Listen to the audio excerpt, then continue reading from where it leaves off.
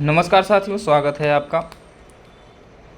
आज हम आपदा प्रबंधन के बारे में जानने वाले हैं और झारखंड का जानेंगे। झारखंड के आपदा प्रबंधन के बारे में ये मेरा 15वां चैप्टर है और इसमें हम जानेंगे झारखंड के भिन्न भिन्न आपदा के बारे में, जैसे में बाढ़, सूखा, ये सब के बारे में जानेंगे। फिर जानेंगे झारखंड में आपदा प्रबंधन मतलब कि उसका निवारण कैसे है, ये सब के बारे में हम लोग जानेंगे। ठीक है, तो चलिए आज के टॉपिक हम लोग स्टार्ट करते हैं और जानते हैं एक एक पॉइंट के बारे में, क्या है, कैसे है और क्यों है। ठीक है, चलिए।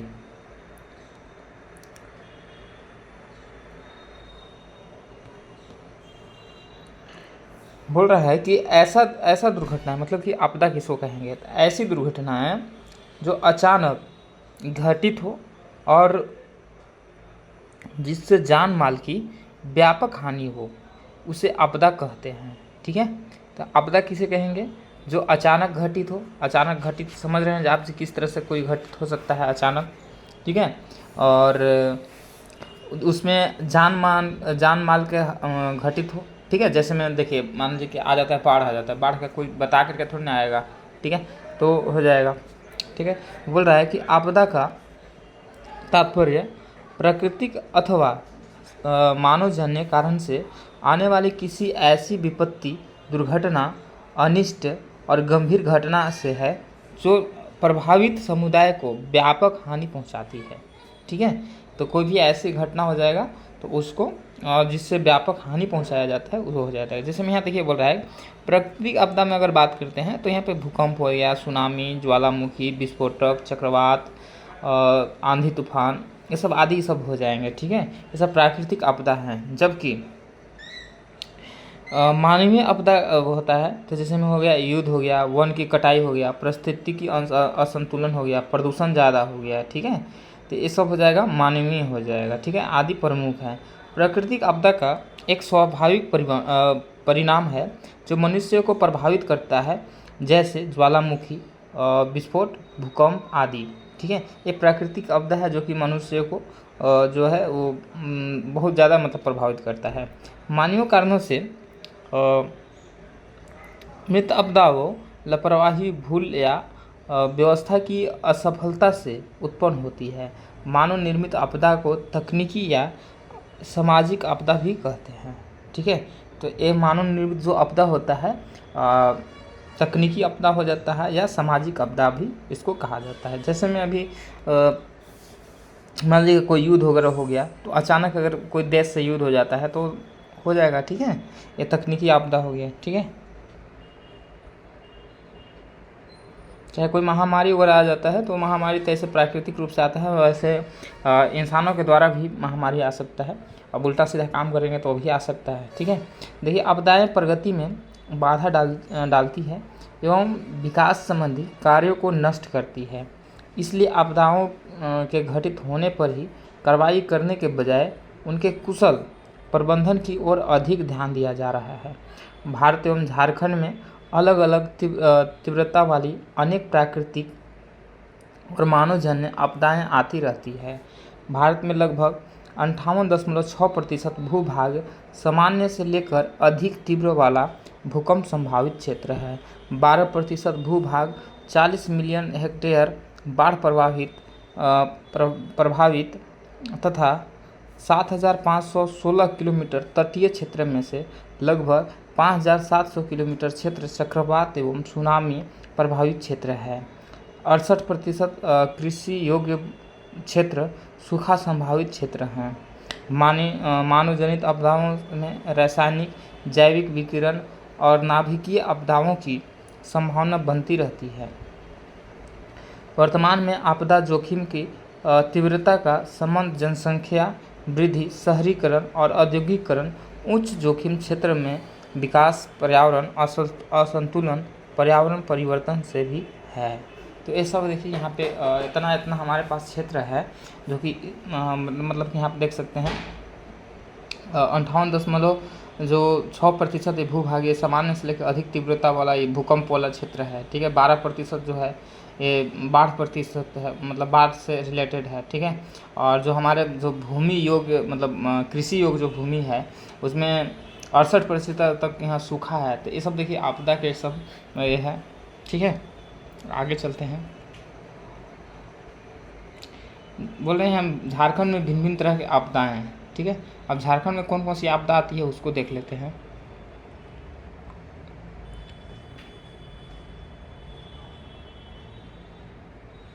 देखिए, झारखंड के सभी 24 जिलों को किसी न किसी प्रकार की आपदा से ग्रसित है।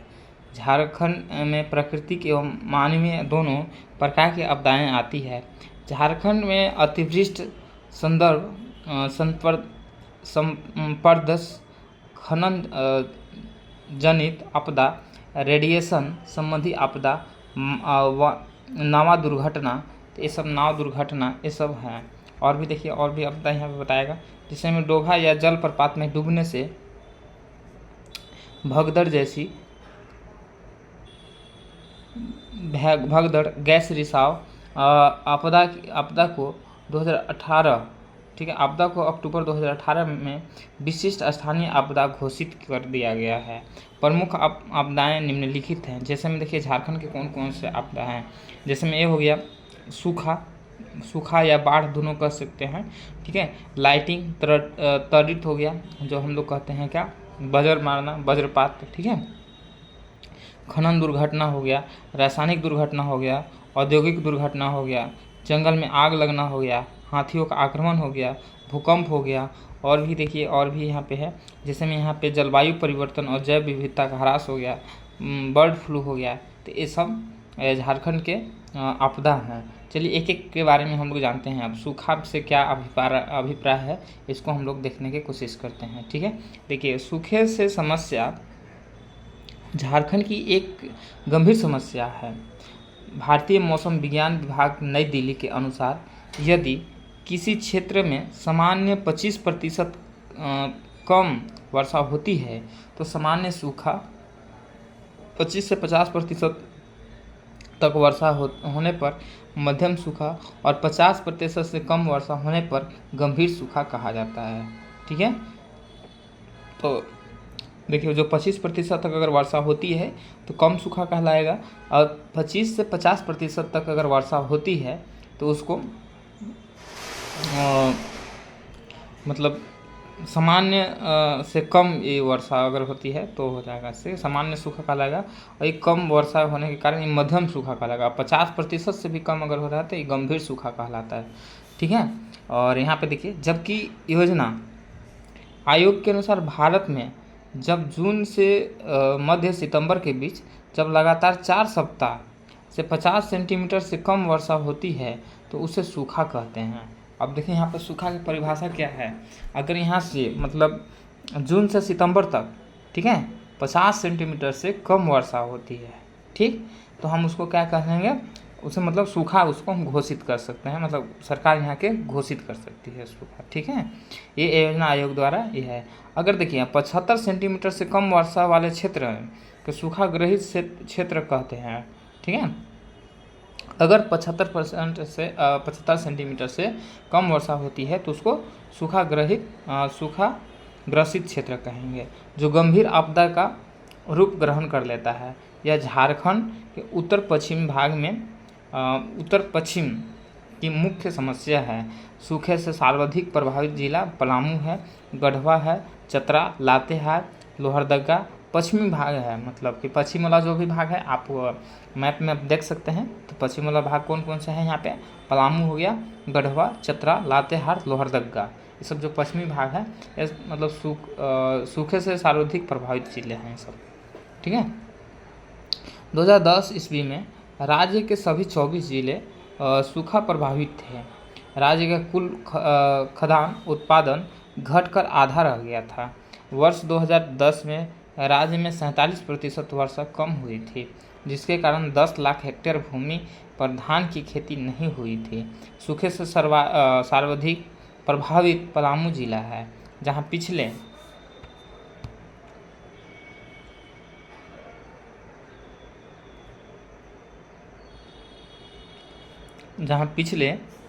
22 वर्ष से वर्षा की मात्रा में गिरावट की प्रवृत्ति देखी गई है, जिसके कारण यहाँ सूखे ने आपदा का रूप ग्रहण कर लिया है। सूखा प्रबंधन हेतु संरचनात्मक और त्वरित दोनों उपाय जरूरी है। संरचनात्मक उपाय में बांध, तालाब में जल संग्रहण, वाटरशेड प्रबंधन, मवेशियों का प्रबंधन, उचित फसल का चयन, मृदा संरक्षण तकनीकी अपनाना, वृक्षों की कटाई से कम करना, आपदा स्थिति से निपटने के लिए लोगों को शिक्षा एवं प्रशिक्षण आदि आते हैं। त्वरित उपाय में फसल पद्धति में बदलाव ला करके कृषि में सुधार लाना, सूखाग्रस्त क्षेत्र के अनुरूप फसलों का चयन करना, सिंचाई तकनीकी को उन्नत बनाना, जल संग्रह प्रणाली को बेहतर बनाना, वर्षा जल का संग्रहण आदि करना। तो ये सब हम लोग मतलब इसका प्रबंधन, सूखा का प्रबंधन इस टाइप से हम लोग कर सकते हैं। ठीक है, तो हम लोग क्या क्या करना पड़ेगा, तो जैसे में यहाँ पे है मतलब यहाँ से मतलब वर्षा जल का संग्रहण करना, ये सब हो जाएगा। ठीक है, जैसे वर्षा जल का संग्रहण, जल संग्रहण प्रणाली को बेहतर बनाना, सिंचाई तकनीकी को उन्नत बनाना। ठीक है, ऐसा नहीं कि अगर पानी मतलब जितना हम लोग को सिंचाई करना है उससे ज़्यादा सिंचाई कर रहे हैं, पानी की बर्बादी कम करना। तो इससे हम लोग इसको सूखा के क्षेत्र को मतलब जो है उससे हम लोग निपटारा पा सकते हैं। ठीक है, अब हम लोग बाढ़ के बारे में जानेंगे। बाढ़ में क्या क्या समस्या आती है उसको देख लेते हैं और कैसे बाढ़ आती है। तो देखिए, बाढ़ भी एक प्रमुख प्रकृति आपदा है। राज्य के 11 जिले बाढ़ से प्रभावित होते हैं, जिसमें गोड्डा, साहेबगंज, दुमका, पाकुड़ सर्वाधिक प्रभावित जिला है। अन्य जिलों में देवघर, धनबाद, पूर्वी सिंहभूम, पश्चिमी सिंहभूम, सरायकेला खरसावां और गुमला, हजारीबाग, ये सभी जिला 2000 से 2004 ईस्वी के बीच कई बार बाढ़ से प्रभावित हुए हैं। 2016 में गोड्डा, साहेबगंज, पाकुड़ के अतिरिक्त भारी मानसूनी वर्षा के कारण सोन और उत्तरी कोयल नदी घाटी क्षेत्र में गढ़वा, पलामू और लातेहार जिले में प्रभावित हुए हैं। पलामू, गढ़वा जिला में बाढ़ का सर्वाधिक प्रभाव धान की फसल पर पड़ता है। कुछ जिलों में आकस्मिक बाढ़ आपदा का रूप ग्रहण कर लेती है, जिसे व्यापक स्तर पर मकान, सड़क, पुल, पुलिया आदि क्षतिग्रस्त हो जाते हैं। 2008 में साहेबगंज आकस्मिक बाढ़ से सर्वाधिक प्रभावित जिला था। बाढ़ से सर्वाधिक प्रभावित जिले राज्य के उत्तरी पूर्वी हिस्से में स्थित है, जो गंगा अपवाह प्रणाली से जुड़े हैं। गंगा नदी द्वारा इस क्षेत्र के तटीय अपरदन के कारण राष्ट्रीय राजमार्ग 80 पर भी खतरा बना रहता है। रांची और जमशेदपुर जैसे नगरीय क्षेत्र में नालों को बंद होने एवं अनियोजित नगरीकरण के कारण भी आकस्मिक बाढ़ की समस्या उत्पन्न होती है। ठीक है, ये सब बाढ़ का उत्पन्न होने का कारण है। ठीक है, और वो तो कारण ये है कि देखिए यहाँ पे गंगा में अफवाह प्रणाली से जुड़ा है, गंगा नदी द्वारा ये तो हो ही जा रहा है। लेकिन शहरों में क्या होती है, जब नगरों में तो जो नाला है उस बंद हो जाती है, और नाला बंद होने के कारण जो भी बरसात की पानी है वो ठीक से नहीं निकल पाती है, और नहीं निकलने के कारण जगह जगह पर जाम हो जाती है और उससे जल स्तर बढ़ जाता है। ठीक है, तो बाढ़ आ जाती है। ठीक, तो आगे देखते हैं जंगल में आग लगना। तो इसको देख लेते हैं जो क्या है।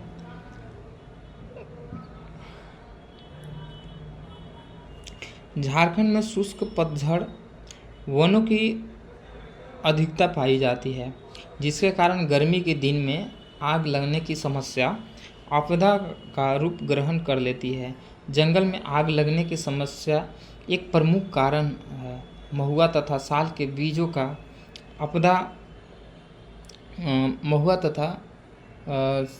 साल के बीजों का संग्रहण, जिसके मुख्य रूप से मार्च और अप्रैल के महीने में यह घटना घटती है। पर्यटन के कारण भी आग लगने की समस्या उत्पन्न होती है।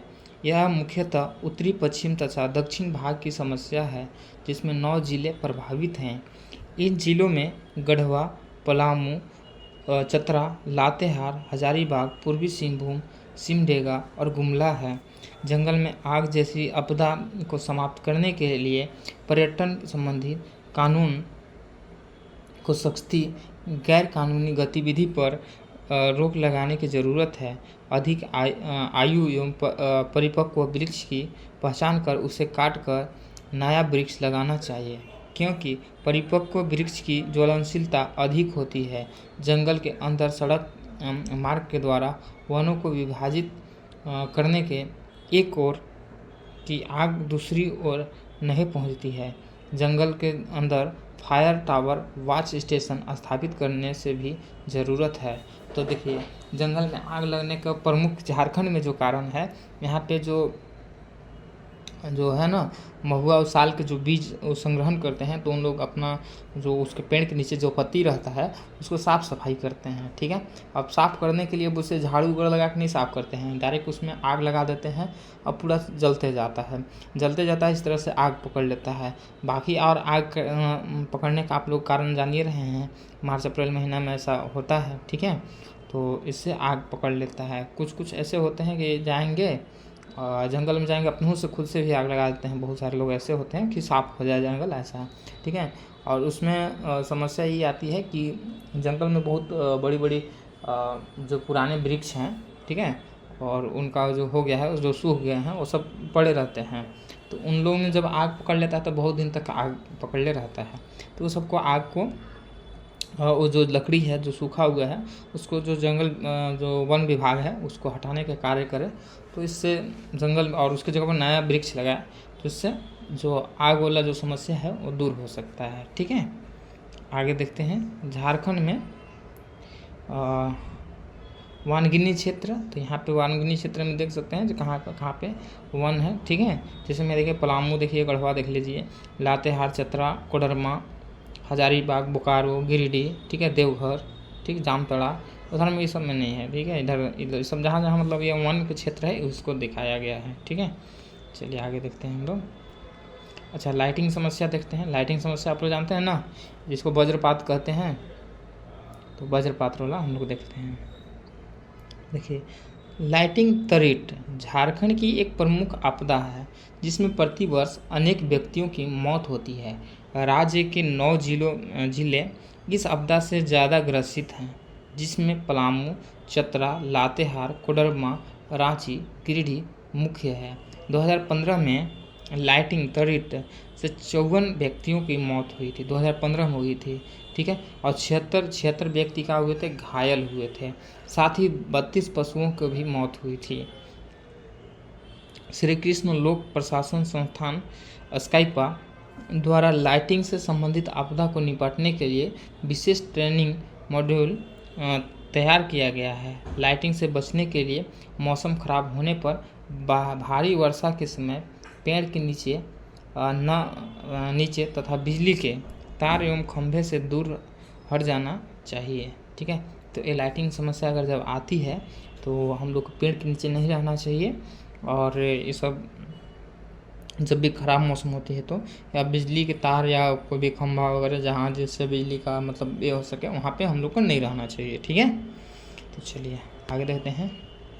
ये देखिए लाइटिंग समस्या कौन कौन होता है। तो यहाँ पलामू हो गया, लातेहार हो गया, यहाँ चतरा, कोडरमा हो गया, ठीक है, हजारीबाग हो गया, ठीक है, रांची हो गया। ठीक, तो ये सब सारा क्षेत्र है। खनन दुर्घटना वाला देख लेते हैं। तो खनन दुर्घटना में क्या समस्या आती है। देखिए, झारखंड में भारत के लगभग 38% खनिज संचित है। खनिजों के खनन के समस्या मानवकृत एवं प्राकृतिक दोनों प्रकार की आपदाएं उत्पन्न होती है। 1983 में हुरलीडीह में 19 व्यक्ति, 1995 में गजलीटाण में 64 व्यक्ति, और 2001 में बगडीगी में 29 व्यक्ति, 2006 में भटिंडा में 50 व्यक्ति, और 2016 में लाली माटी कोयला खान में 20 लोग का मृत्यु खनन दुर्घटना के कारण हुआ है।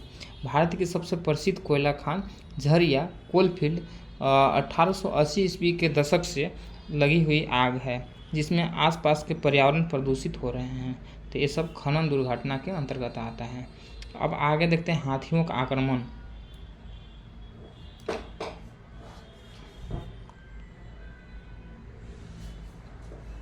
देखिए, झारखंड में हाथी, दुमका, दलमा, सरंडा, पलामू आदि के जंगल में पाए जाते हैं।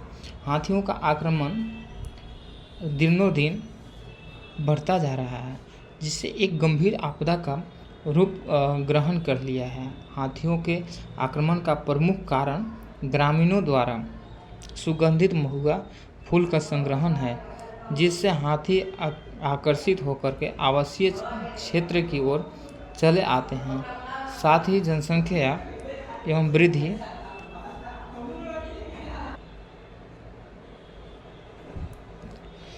आवासीय क्षेत्र को चले आते हैं। साथ ही जनसंख्या वृद्धि एवं मानवीय गतिविधि के कारण वनों की अत्यधिक कटाई होने से उनका प्राकृतिक आवास सिकुड़ता जा रहा है। नए घर गांव के शहरों को फैला हुआ है। रेलवे लाइन, बिजली लाइन, सड़क, माइंस बनाने के कारण इनके प्रवास खंडित हुए हैं, जिसके कारण जल, भोजन, सुरक्षित आवास की कमी होने से भोजन की खोज में हाथी समूहों में जंगल से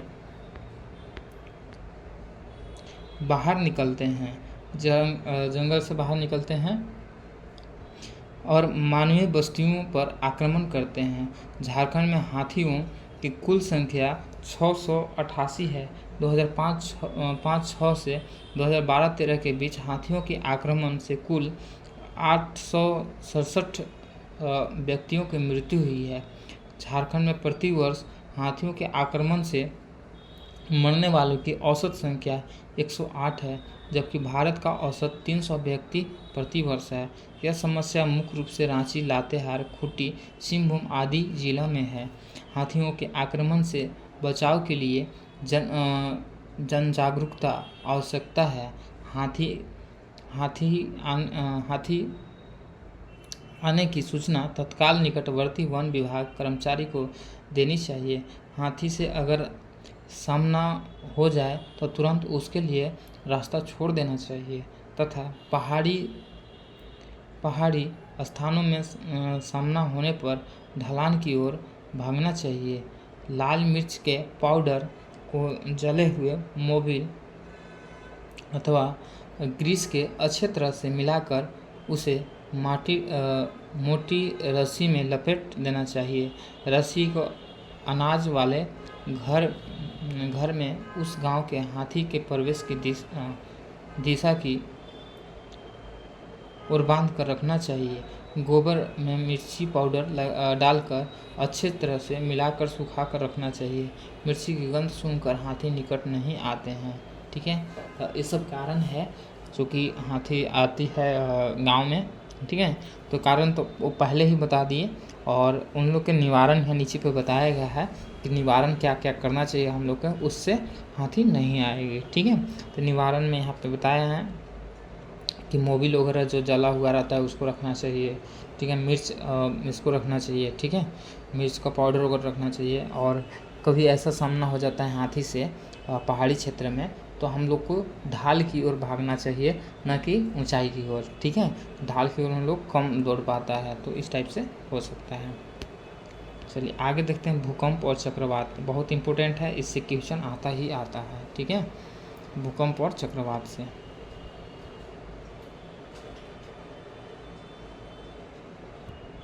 चलिए भूकंप और चक्रवात को देख लेते हैं।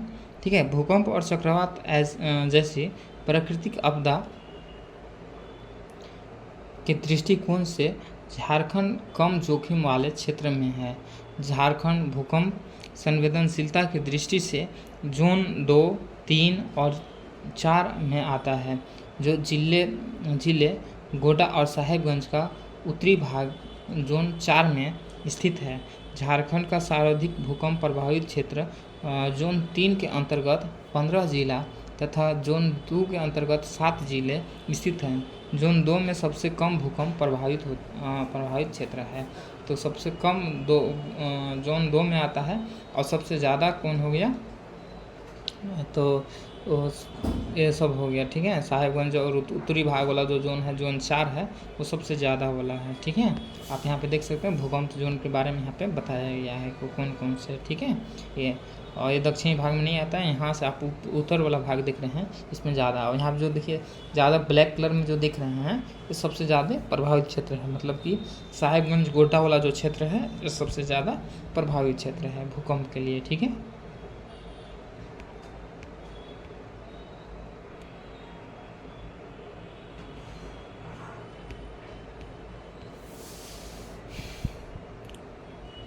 तो यहाँ पे देख सकते हैं आपदा एवं उससे प्रभावित जिला, ठीक है।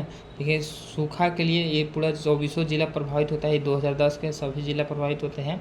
बाढ़ में साहेबगंज प्रभावित होता है। आकस्मिक बाढ़ जो आता है यहाँ पे जमशेदपुर, सरायकेला, रांची ये सब प्रभावित होता है।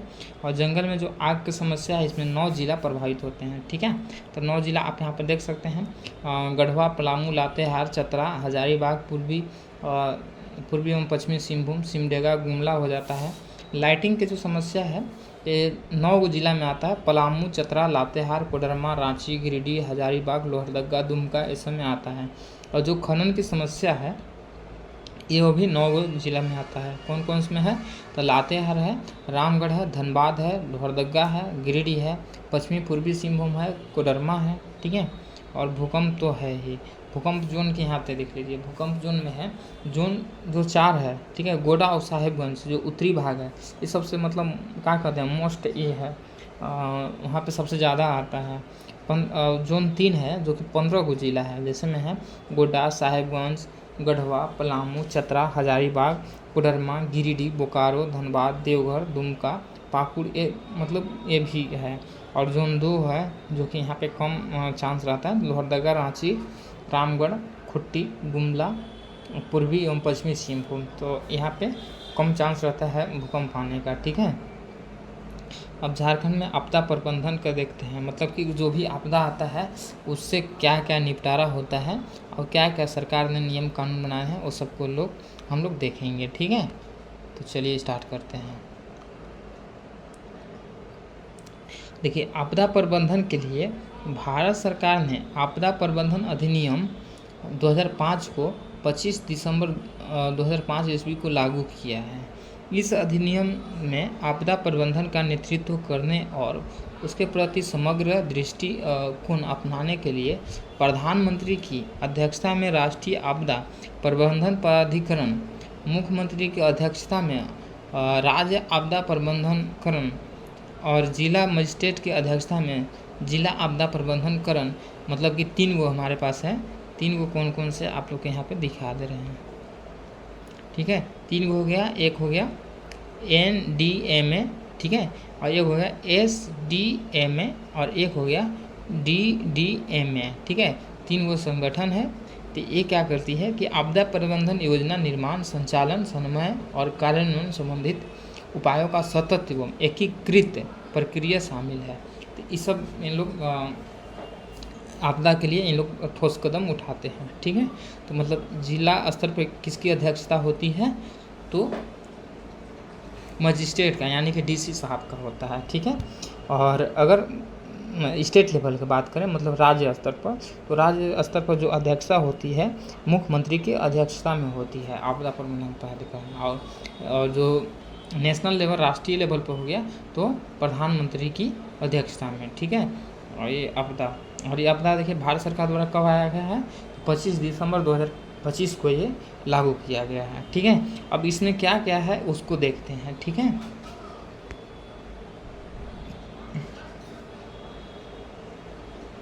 इसमें है कि किसी आपदा के खतरे अथवा संभावना की रोकथाम करना इसका काम है। किसी आपदा का जोखिम अथवा उसकी तीव्रता अथवा परिणाम को न्यूनीकरण करना, अनुसंधान और ज्ञान प्रबंधन सहित क्षमता निर्माण करना, किसी आपदा से निपटने की तैयारी करना, किसी खतरनाक आपदा की स्थिति अथवा आपदा आने पर त्वरित कार्रवाई करना। तो इसका सब मेन फोकस है ये सब का, ठीक है। ये तीनों लेवल के जो अधिकारी हैं ये ये सब जो है उसको सबसे पहले निवारण करेंगे इन लोग, ठीक है। आगे देखते हैं। और है किसी आपदा की तीव्रता अथवा उसके प्रभाव का आकलन करना, फंसे हुए लोगों को निकालना, बचाव और राहत प्रदान करना, पुनर्वास और पुनर्निर्माण कार्य करना। आपदा प्रबंधन की सतत प्रक्रिया में 6 तत्व शामिल किए गए हैं। इसके अंतर्गत आपदा पूर्व चरण में रोकथाम की तैयारी करना, आपदा के बाद चरण कार्रवाई, पुनर्वास, पुनर्निर्माण और समय स्थिति बहाल करना है। आपदा प्रबंधन की 3 प्रमुख अवस्थाएं हैं। आपदा पूर्व अवस्था, आपदा के समय की अवस्था, आपदा उपरांत अवस्था। ये है 3 अवस्था होती है, उन लोग को तीनों है। आगे देखना है आपदा पूर्व अवस्था में आपदा की तैयारी, आपदा निवारण, आपदा निरोध शामिल करते हैं। आपदा की तैयारी में निम्न बात ध्यान रखते हैं, ठीक है। आपदा तैयारी का स्तर और प्रकृति का भी हम लोग ध्यान रखना होता है, ठीक है। आपदा शोध, आपदा पुनर्निर्माण, आपदा चेतावनी तंत्र, आपदा शिक्षा, ठीक है। मतलब जो भी आपदा है उसके बारे में नॉलेज होना चाहिए। चलिए, आपदा के समय युद्ध स्तर पर बचाव करना, आपदाग्रस्त क्षेत्र के लोगों को सुरक्षित स्थान पर एवं राहत कैंपों में पहुंचाना तथा भोजन, जल, दवाई की समुचित आपूर्ति करना आदि शामिल है। आपदा उपरांत अवस्था में राहत कार्य, पुनर्वास, आपदा पुनर्निर्माण, सामान्य जीवन बहाली को शामिल करते हैं। राहत कार्य में निम्न बातों को शामिल किया जाता है। तो राहत कार्य में क्या क्या बात शामिल किया जाता है उसको देखिए। सामाजिक प्रतिक्रिया का ध्यान रखना होता है, राहत कार्य में सहभागिता होती है, राहत सामग्री को उपलब्ध कराना होता है, राहत कार्य का क्रियान्वयन करना होता है, ठीक है। तो ये सब है। आगे है राष्ट्रीय आपदा प्रबंधन अधिनियम 2005 के अंतर्गत संस्थागत ढांचे के विकास पर बल दिया गया है। राष्ट्रीय आपदा प्रबंधन अधिनियम की धारा 3A यानी 1 के तहत 27 नवंबर 2006 को गठित राष्ट्रीय आपदा प्रबंधन प्राधिकरण, जो कि आपदा प्रबंधन का एक शीर्ष निकाय है, के अध्यक्ष प्रधानमंत्री हैं तथा यह आपदा प्रबंधन के लिए नीतियाँ, योजना और दिशा निर्देश देने, आपदा आने के समय प्रभावी कार्रवाई सुनिश्चित करने के लिए उत्तरदायी है। राष्ट्रीय आपदा प्रबंधन प्राधिकरण सभी प्रकार की प्राकृतिक अथवा मानवजन्य आपदाओं से निपटने के लिए विशेषकर रासायनिक, जैविक और नाभिकीय विकिरण जैसी स्थिति को संबंध में दिशा निर्देश तैयार करने, प्रशिक्षण और तैयारी गतिविधियों को सुगम बनाने के लिए उत्तरदायी है, ठीक है। तो इसके लिए सब उत्तरदायी रहता है। आगे देखते हैं। आगे है संस्थागत ढांचे के अंतर्गत ही राष्ट्रीय कार्यकारी समिति का गठन किया गया है। राष्ट्रीय कार्यकारी समिति के अध्यक्ष केंद्रीय गृह सचिव होते हैं। अन्य राज्य की तरह झारखंड में राज्य आपदा प्रबंधन प्राधिकरण SDMA की गठन किया गया है। राज्य स्तर पर इसकी अध्यक्षता मुख्यमंत्री द्वारा की जाती है। इसका कार्य राष्ट्रीय आपदा प्रबंधन प्राधिकरण द्वारा किए गए निर्देशों के अनुसार राज्य योजनाओं का संचालित करना है। राज्य योजनाओं के क्रियान्वयन, उनका समन्वय तथा तैयारी उपायों का प्रबंधन निर्धारित करना है। झारखंड राज्य में राज्य आपदा प्रबंधन प्राधिकरण की सहायता करने के लिए एक राज्य कार्यकारी समिति है। राज्य कार्यकारी समिति के अध्यक्ष राज्य सरकार के मुख्य सचिव होते हैं। यह समिति राष्ट्रीय नीति, राष्ट्रीय योजना, राज्य योजना कार्यान्वयन एवं उनके बीच समन्वय का कार्य करती है। यह समिति आपदा से संबंधित भिन्न समस्याओं एवं पक्षों के बारे में राष्ट्रीय आपदा प्रबंधन प्राधिकरण को सूचना भी उपलब्ध कराती है। अन्य राज्यों की तरह राज्य में जिला स्तर पर राज्य आपदा प्रबंधन प्राधिकरण DDMA का गठन किया गया है, जिसके अध्यक्ष जिला मजिस्ट्रेट या उपायुक्त होते हैं। इसका गठन राष्ट्रीय आपदा प्रबंधन अधिनियम की धारा 25(1) के तहत किया गया है। साथ ही स्थानीय प्राधिकरण का निर्वाचित प्रतिनिधि इनका सह अध्यक्ष होता है। जिला आपदा प्रबंधन प्राधिकरण जिला स्तर पर आपदा प्रबंधन के लिए योजना निर्माण, समन्वय एवं कार्यान्वयन इकाई के रूप में कार्य करता है तथा राष्ट्रीय एवं राज्य आपदा प्रबंधन प्राधिकरण के दिशा निर्देश के अनुरूप कार्य करता है।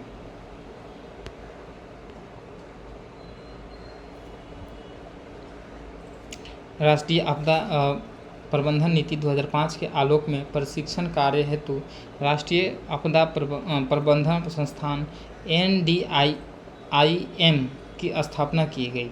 कब की गई है? तो राष्ट्रीय आपदा प्रबंधन नीति 2005 के आलोक में प्रशिक्षण कार्य के हेतु कौन? NDIM। इसकी अध्यक्षता कौन करते हैं? तो प्रधानमंत्री करते हैं। यह संस्था अन्य अनुसंधान संस्थाओं के साथ मिलकर प्रशिक्षण, अनुसंधान एवं क्षमता विकास का कार्य करता है। राष्ट्रीय आपदा प्रबंधन नीति के निर्देशानुसार राहत एवं बचाव कार्य के लिए राष्ट्रीय आपदा कार्रवाई बल NDRF का गठन 2006 ईस्वी में किया गया। NDRF का गठन राष्ट्रीय आपदा प्रबंधन अधिनियम की धारा 44 एवं 45 के तहत किया गया है। इसका मुख्यालय नई दिल्ली में है। 2006 में 8 बटालियन का गठन BSF, CRPF, ITBP, CISF की 2-2 बटालियनों को मिलकर किया गया है। प्रत्येक बटालियन में 1149 जवान कार्यरत हैं। इसका गठन किसी खतरनाक आपदा के स्थिति अथवा रासायनिक, जैविक, नाभिकीय विकिरण संबंधित मानव निर्मित एवं प्राकृतिक दोनों प्रकार की आपदाओं को विशिष्ट कार्रवाई करने के उद्देश्य से किया गया है। इस बल का कमांड पर्यवेक्षण केंद्र सरकार द्वारा महानिदेशक सिविल डिफेंस राष्ट्रीय आपदा कार्रवाई बल के रूप में नियुक्त किए जाने वाले एक अधिकारी के अधीन रहती है। आपदा प्रबंधन की प्राथमिक जिम्मेदारी राज्य में होती है। केंद्र, राज्य तथा जिला स्तर पर कार्यरत सभी संस्था तंत्र प्रभाव तरीके से आपदा के प्रबंधन में सहायता करते हैं। आपदा प्रबंधन अधिनियम 2005 राज्य सरकार का अन्य बातों के साथ आपदा प्रबंधन योजना की तैयारी करने विकास योजना में अपना योगदान के निवारण अथवा रोकने के उपाय पर विचार करने, निधियों का आवंटन, शीघ्र चेतावनी प्रणाली EWS की स्थापना करना एवं आपदा प्रबंधन के भिन्न पहलुओं को केंद्र सरकार तथा अन्य एजेंसियों की सहायता करने के निर्देश देता है। NDRF की तरह ही राज्य को अपना उपलब्ध संस्था से कार्रवाई क्षमताओं का सृजन करने के लिए प्रोत्साहित करने का प्रावधान आपदा प्रबंधन अधिनियम में किया गया है। प्रारंभ में प्रत्येक राज्य को राज्य आपदा कार्रवाई बल SDRF की एक बटालियन तैयार करती है।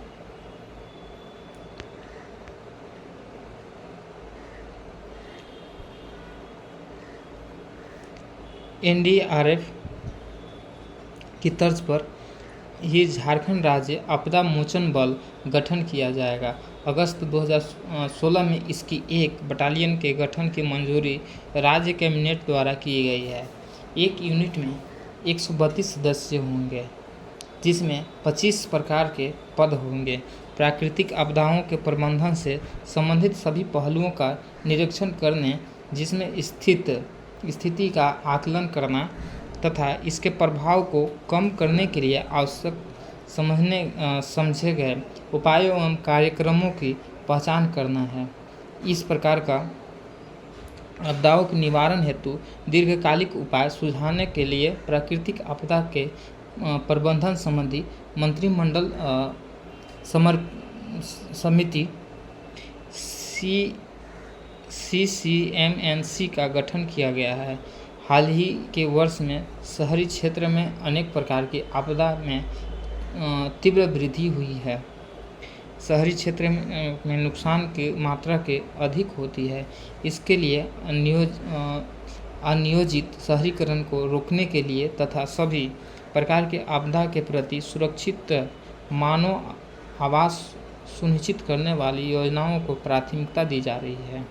पर्यावरण सतत विकास के लिए जलवायु परिवर्तन उत्पन्न समस्याओं को दृष्टि में रखते हुए आपदा प्रबंधन योजना की आवश्यकता है। जलवायु परिवर्तन का प्रभाव हिमनद, भूजल स्तर, कृषि, वानिकी, तटीय पारिस्थितिकी तंत्र, जैव विविधता तथा स्वास्थ्य पर पड़ रहा है। जलवायु परिवर्तन के कारण चक्रवात, बाढ़, सूखा जैसी प्राकृतिक आपदा की बारंबारता और प्रबलता वृद्धि हो रही है। झारखंड आपदा प्रबंधन योजना, अब इसका योजना क्या है इसको देख लेते हैं हम लोग, ठीक है। देखिए, झारखंड राज्य में आपदा विभाग का गठन अक्टूबर 2004 में किया गया था। इस विभाग का प्राथमिक कार्य आपदा ग्रसित व्यक्तियों को तुरंत राहत प्रदान करना है। राहत कार्य के लिए धन की व्यवस्था राज्य रिसेप्शन कोष से की जाती है। राज्य आपदा रिसेप्शन कोष में धन संग्रह में 75% जिम्मेदारी केंद्र सरकार की ओर है। 25% हिस्सेदारी राज्य सरकार की होती है। झारखंड राज्य पर राज्य आपदा प्रबंधन प्राधिकरण गठित किया गया है। आपदा प्रबंधन विभाग द्वारा 2009 में राज्य आपदा प्रबंधन योजना तैयार की गई है। झारखंड राज्य आपदा प्रबंधन प्राधिकरण के द्वारा राष्ट्रीय आपदा प्रबंधन प्राधिकरण के सहयोग से राज्य एवं जिला स्तरीय इमरजेंसी सेंटर की स्थापना करेगी। उसे VSAT उपग्रह से जोड़ा जाएगा।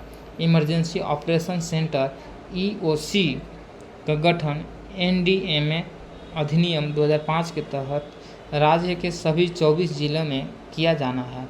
राज्य स्तरीय सेंटर का निर्माण रांची में तथा जिला स्तरीय सेंटर का स्थापना सर्वप्रथम धनबाद, देवघर, जमशेदपुर की जाएगी।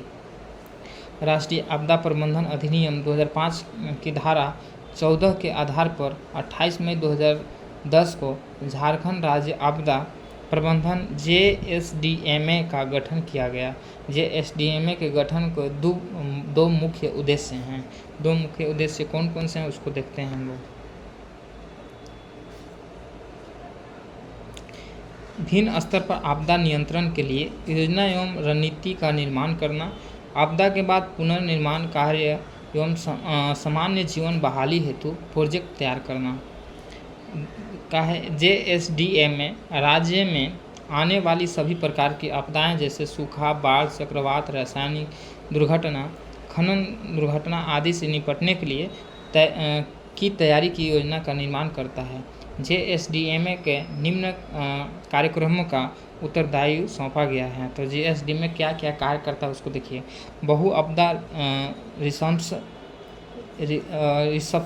रिसर्च योजना विकसित करना है।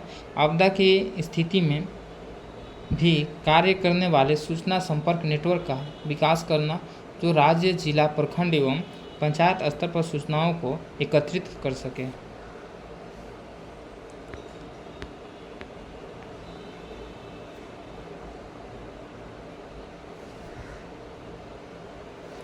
ढांचागत क्षमता को विकास करना,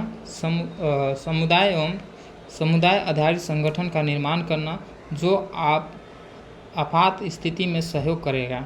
आपदा न्यूनीकरण तथा विकास योजना के लिए भौगोलिक सूचना प्रणाली का निर्माण करना है। प्रशिक्षण कार्यक्रम तैयार करना है। भिन्न स्वयंसेवी संगठनों के बीच समन्वय स्थापित करना है। JSDMA के एक प्रमुख भूमिका विभिन्न विभागों तथा धन जुटाने वाली भिन्न संस्थाओं जैसे भारत सरकार, विश्व बैंक, DFID आदि के बीच समन्वय स्थापित करना है। झारखंड राज्य में 2007 ईस्वी में आपदा प्रबंधन केंद्र का परिचालन श्री कृष्ण लोक प्रशासन संस्थान रांची से किया जा रहा है। इसके द्वारा आपदा संबंधित भिन्न पहलुओं पर प्रशिक्षण कार्यक्रम चलाया जाता है। प्रशिक्षण संबंधी कार्यों के लिए आपदा प्रबंधन केंद्र रांची को 2007 से 2012 ईस्वी तक वित्तीय सहायता NIDMA द्वारा दी जाती है, लेकिन 13वें वित्त आयोग की सिफारिश के बाद 2012 ईस्वी के बाद से वित्तीय सहायता आपदा प्रबंधन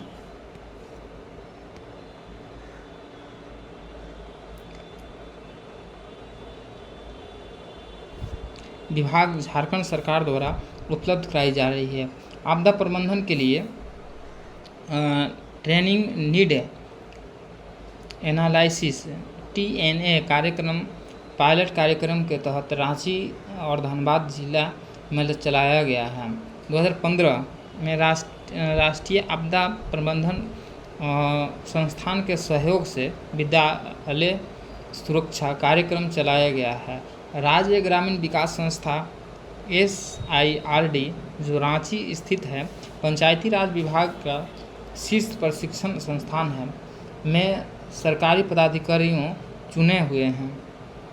पंचायत प्रतिनिधि और स्वयं सेवी संगठन के कार्यकर्ताओं को सामुदायिक नेतृत्व का प्रशिक्षण दिया जाता है। Jharkhand space application centre Jharkhand सरकार की विशेषकृत एजेंसी है, जो झारखंड राज्य आपदा प्रबंधन प्राधिकरण के दूर संवेदी कार्टोग्राफी संरक्षण से संबंधित महत्वपूर्ण सूचनाएं उपलब्ध कराती है।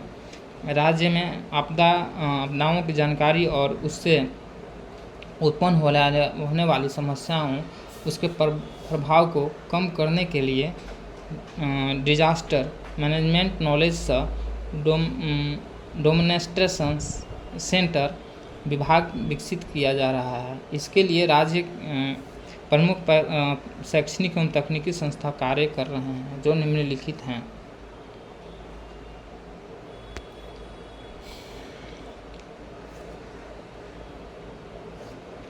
बिरसा कृषि विश्वविद्यालय रांची ये सूखा के लिए कार्य करता है। ISM धनबाद ये खनन आपदा के लिए काम कर रही है। BIT मेसरा रांची ये भूकंप सुरक्षा के लिए। JSAC रांची बाढ़, जंगल में आग तथा सूखा के लिए ये कार्य कर रही है। उपयुक्त संस्थाओं का प्रमुख कार्य आपदा का निवारण, उच्च जोखिम वाले क्षेत्र को पहचान, राज्य एवं जिला प्रबंधन क्षेत्र का विकास एवं कुशल प्रशिक्षण तैयार करना है। मेकॉन रांची औद्योगिक आपदा जोखिम प्रबंधन से संबंधित गतिविधि को संचालित करता है। आकस्मिक रिसेप्शन प्रणाली IRS बिना किसी रुकावट के सुविधा उपकरण मानव शक्ति संचार व्यवस्था के बीच समन्वय स्थापित करती है। आपदा प्रबंधन का एक महत्वपूर्ण अंग राहत एवं पुनर्वास आपदा लोगों को पुनर्वास तथा प्रभावित लोगों की सामाजिक सुरक्षा तथा रक्षा हेतु सहायता प्रदान करना कहलाता है। राहत शीघ्र पर्याप्त तथा NDMA द्वारा तैयार मानकों के अनुरूप होनी चाहिए।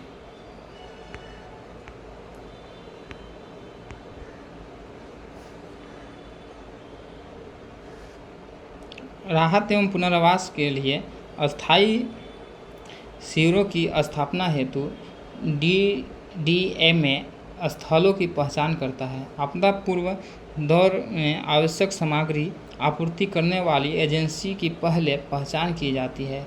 राहत शिविर की स्थापना हेतु इस बात का ध्यान रखा जाता है कि शैक्षणिक संस्थानों का प्रयोग न किया जाए। अस्थायी शिविर में पीने और नहाने के पानी, स्वच्छता तथा आवश्यक स्वास्थ्य सुविधाओं का प्रबंधन किया गया। राहत एवं आपूर्ति एवं द्रुतगामी प्रबंधन के न्यूनतम मानक सुनिश्चित करना राहत कार्यों की एक प्रमुख विशेषता है। राष्ट्रीय आपदा प्रबंधन नीति में इस बात का बल दिया गया थी। व्यापक प्रभाव डालने वाली आपदाओं के क्षेत्र में मध्यम आश्रय गृह की स्थापना की जाएगी, जिससे प्रभावित लोगों के लिए संतुलित गुणवत्ता की जिंदगी सुनिश्चित की जा सके। इसमें पुनर्निर्माण और सामान्य स्थिति की बहाली पर बल दिया गया है। आपदा प्रबंधन के लिए एक महत्वपूर्ण कदम के रूप में स्कूल में आपदा प्रबंधन संबंधी शिक्षा के पाठ्यक्रम में अपनाया गया है। शिक्षण सामग्रियों में कौशल आधारित प्रशिक्षण, मानव वैज्ञानिक तथा नेतृत्व गुण को सम्मिलित किया गया है।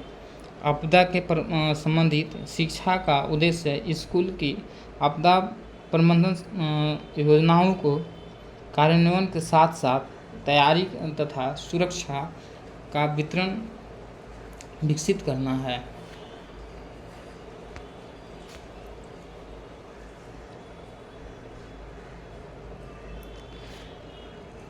रांची एनडीआरएफ की एक टीम प्रयुक्त की गई है, जो सभी जिला के मॉक अभ्यास सह जागरूकता कार्यक्रम आयोजित करती है।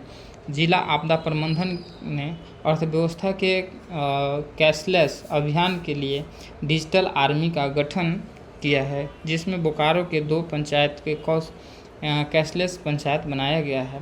राज्य में प्राकृतिक आपदा से निपटने के लिए त्वरित कार्रवाई हेतु राज्य आपदा मोचन विधि में से राशि उपलब्ध कराई जाती है। झारखंड खनन आपदा प्रबंधन संस्थान की स्थापना धनबाद में करने के लिए कार्रवाई की जा रही है। 14 से 18 मार्च 2015 ईस्वी को जापान के सेंडाई शहर के 3य विश्व आपदा जोखिम न्यूनीकरण सम्मेलन आयोजित किया गया है, जिसमें 190 देश ने भाग लिया। इस सम्मेलन में 2015 से 2030 ईस्वी तक आपदा जोखिम न्यूनीकरण हेतु 4 प्राथमिकताएं एवं सतत लक्ष्य निर्धारित किए गए हैं। प्राथमिकताएं क्या है उसको देखते हैं।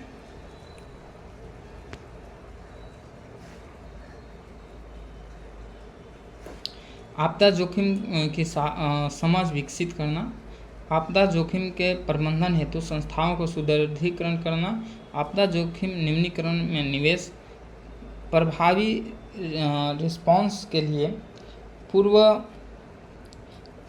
पूर्व तैयारी को प्रोत्साहन तथा पूर्व से बेहतर पुनर्वास, पुनर्स्थापना एवं पुनर्निर्माण करना। रोड मैप 2015-30 में निर्धारित 7 लक्ष्य निम्नलिखित हैं। वर्ष 2030 तक वैश्विक आपदा मृत्यु दर में लगातार कमी लाना। वर्ष 2030 तक आपदा से प्रभावित व्यक्तियों की संख्या में कमी लाना। वैश्विक समग्र घरेलू उत्पादन की तुलना में आपदा से होने वाले आर्थिक क्षति को 2030 तक कम करना। आधारभूत संरचनाओं एवं सुविधा की क्षति को कम करना तथा उसमें लचीलेपन का विकास करना है। और राष्ट्रीय एवं स्थानीय आपदा न्यूनीकरण रणनीति से युक्त देशों की संख्या में वृद्धि करना है। आगे है विकसित देश को आपदा न्यूनीकरण के कार्यक्रम में पर्याप्त एवं सतत सहायता हेतु राष्ट्रीय सहयोग को बढ़ावा देना है। पूर्व चेतावनी तंत्र, आपदा जोखिम सूचनाओं एवं जोखिम मूल्यांकन की उपलब्धता तथा उन तक आम लोगों की पहुंच बढ़ाना है। सेंडाई फ्रेमवर्क निर्धारित प्राथमिकताओं एवं उद्देश्यों को पूरा करने के लिए राज्य सरकार द्वारा सकारात्मक पहल की जा रही है। आपदा प्रबंधन की समस्याएं, झारखंड में आपदा प्रबंधन की अनेक समस्याएं हैं। उच्च जोखिम वाले क्षेत्रों में जनसंख्या दबाव एवं मानवीय गतिविधि में वृद्धि है।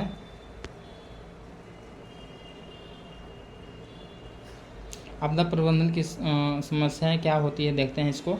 ये होती है कि उच्च जोखिम वाले क्षेत्र में जनसंख्या दबाव एवं मानवीय गतिविधि में वृद्धि है।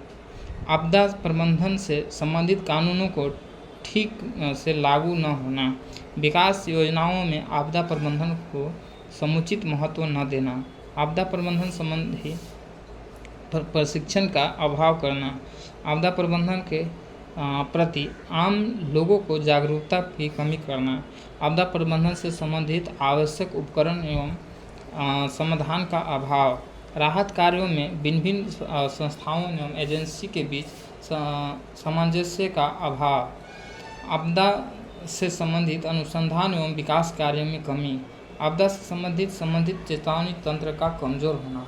तो ये सब आपदा समस्या के कारण हैं। ठीक है, उम्मीद करते हैं ये सारी जानकारी आप सभी को पसंद आए होंगे, और अगर पसंद आए होंगे तो एक तो लाइक बनता है, उम्मीद करते हैं आप लाइक भी करेंगे। ठीक है, और जो लोग सब्सक्राइब नहीं किए हैं वो सब्सक्राइब भी करेंगे। तो आज के लिए इतना ही रखते हैं, बाकी हम नेक्स्ट वीडियो में अगला टॉपिक लेकर के हम आएंगे। ठीक है, तो झारखंड का जो भी इस तरह का जो भी सिलेबस में हम लोग का है और जो भी चैप्टर है वो सब हम चैप्टर क्लियर कराएंगे। तो आज के लिए इतना ही रखते हैं, बाकी नेक्स्ट वीडियो में। धन्यवाद।